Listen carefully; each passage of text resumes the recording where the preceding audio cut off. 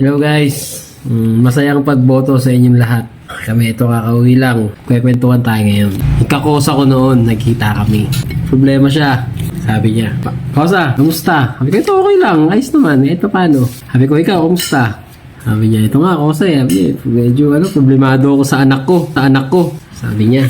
Bakit? Ano problema sa anak mo? Ano ba anak mo? Kosa, lalaki. Sabi ko, ano problema sa anak mo? Pero alam kung babae din. Sabi ko, madali lang yan. Idalahin mo sa palengke. Sabi ko, dalhin mo sa palengke. Tapos, doon sa mga laruan, malalaman mo yan kung straight talaga yan. Sabi ko, syempre, depende doon sa laruan na ipapabili niya. Sabi niya, totoo ba? Bumalik siya sa akin. Sabi niya, Kosa, ginawa ko na yung sinabi mo. Sabi niya.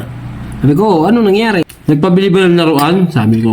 Sabi niya, oo, Kosa, nagpabili. Kosa, espada. Espada? Hindi ibig sabihin. Straight yung anak mo, lalaki yun. Sabi niya, oo nga, Kosa eh. Tontuan na ako, nagpabili ng espada. Sabi ko, straight yung anak ko. Kaya lang, pagdating namin sa bahay, nagmamadali, binuksan agad yung espada. Nagtatatakbo. Sabi niya, Reyna Amihan.